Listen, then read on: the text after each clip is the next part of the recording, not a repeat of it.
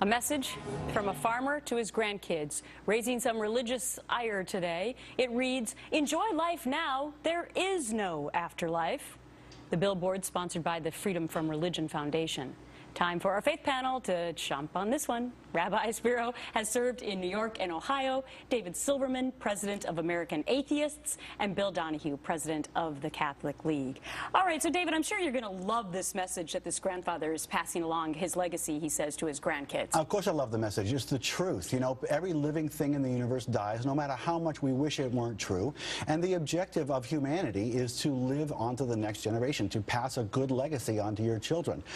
The American atheists and atheists everywhere and people everywhere need to live for today because there is no afterlife. Take care of your fellow man because, of course, Bill, God is not going to do it. If you're a Christian, Bill, you want to live every day to the fullest and be good to your fellow man, right? Absolutely. But you also believe that there's a higher life and a higher being that's going to be there when you pass. Right. Usually intelligent people normally do. Oh, you're going to insult my intelligence now? I don't know how much intelligence you have. I didn't know intelligent people believe that an invisible man in the sky. You have to understand tolerance, sir. I know it doesn't come naturally to atheists. No, a tolerance for my freedom of speech. Yeah. You had your opportunity and you blew it. You insulted me. Here's what happens. You know, this particular billboard, I'm not offended by that. You know what it says? It says they don't believe in anything. We all know that. I'm offended by people like him when he takes Christ and exploits him with this crown of thorns and puts it up in Times Square at Christmas time. I'm offended by Freedom from Religion Foundation when they put up negative statements against my religion on the same property at Christmas time. If you want to say you believe in nothing, I say you could. I know you stand for nothing. I know you're good for nothing, so we agree. It's Rabbi? Not about being offended. It's about telling the truth. There is no fantasy. Let's see what the truth is according to the rabbi. Well, I do believe in an afterlife. Material things die, but the spirit, the soul lives on. It is eternal. But I do also believe that God wants us to enjoy and have happiness in this life, not necessarily fun, but happiness, deep fun, deep gratitude.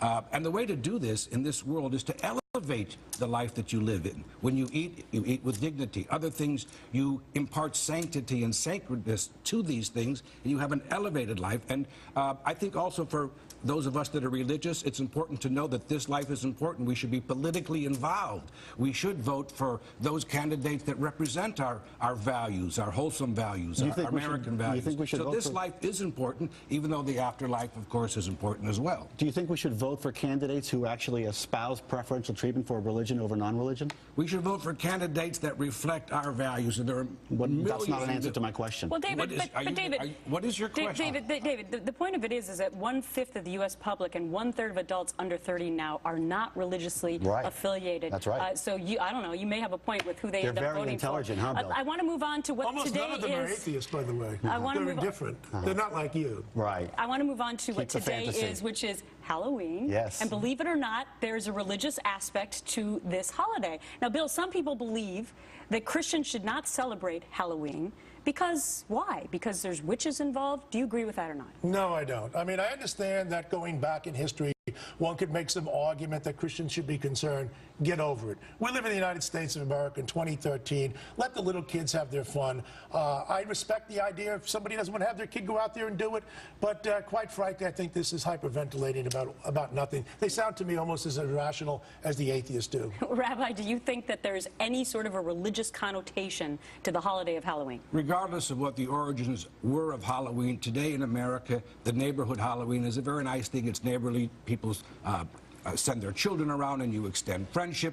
But what I do object to is people that make Halloween a period for things that are ghoulish, gory, bloody, somehow glorifying death and celebrating certain satanic things. And you see that in some of the costumes. So I would urge parents to minimize that type of display. I think I need to check my son's last 2 years with you. Bloody skeleton last year and headless horseman this year.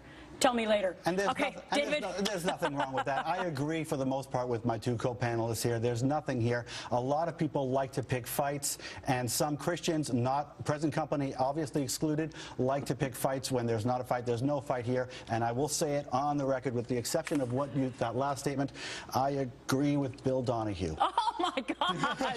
There is a God. There is a God. No, there is not a God. We disagree again. We disagree again. I feel much better. I feel much better. You both had great statements. Rabbi, great.